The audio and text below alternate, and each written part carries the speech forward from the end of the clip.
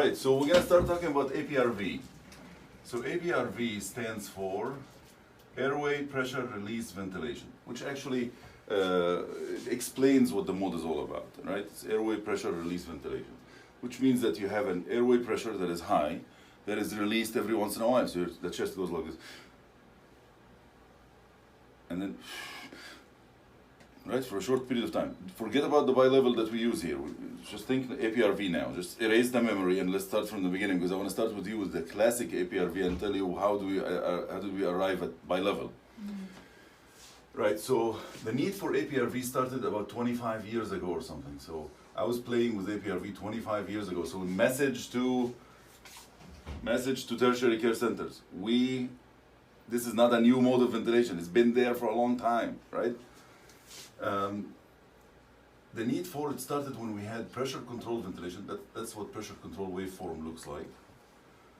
And in inverse ratio. So when somebody has a severe hypoxia, we put them in inverse ratio and paralyze them. And when we paralyze them, we're limited. We can't paralyze them for 1 day, 2 days the most. If you paralyze more than 2 days, then they'll be very weak and they need a trach. You know, they're going to be extremely weak.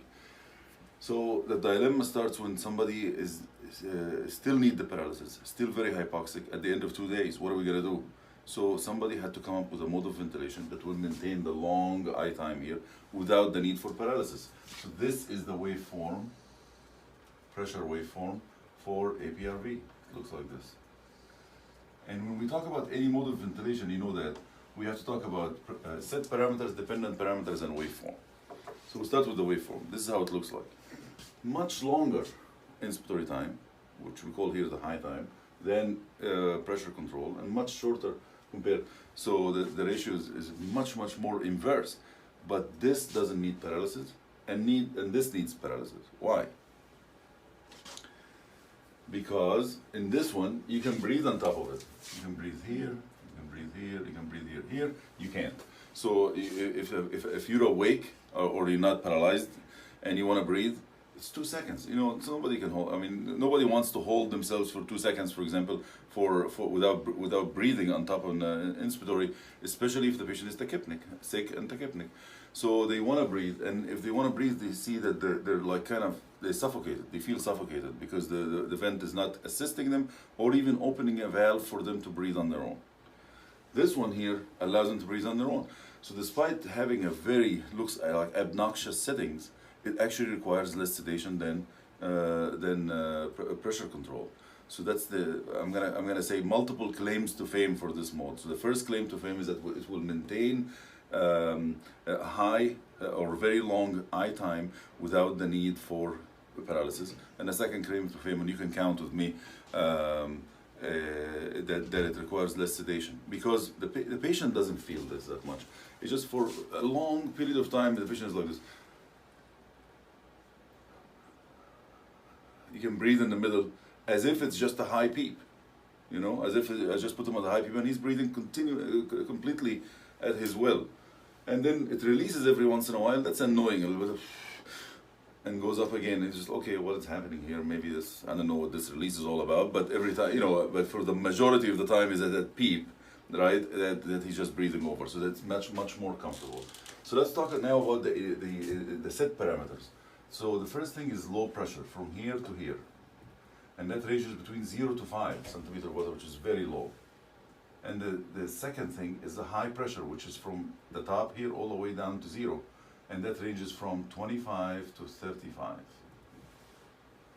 And then from here to here, and that's the high time. And that ranges between 4 to 8 seconds. And then from here to here, that's the low time.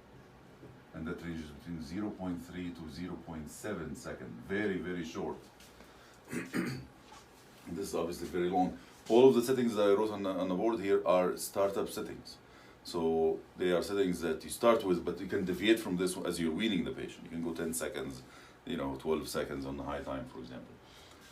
In addition, there is also a pressure support. You can support each one of the small breaths with a pressure supported breath, and the pressure support ranges usually between 0 to 10.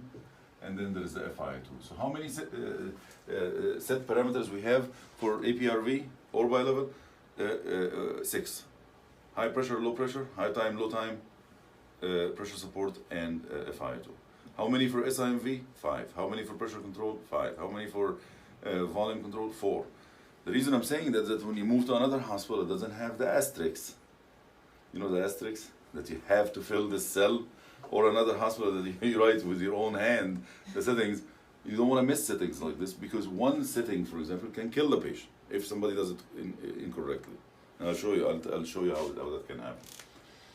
All right. Now the dependent parameters. So this is the set parameter. Dependent parameters are tidal volume, spontaneous tidal volume, also respiratory rate, mean airway pressure. All of these things are dependent parameters.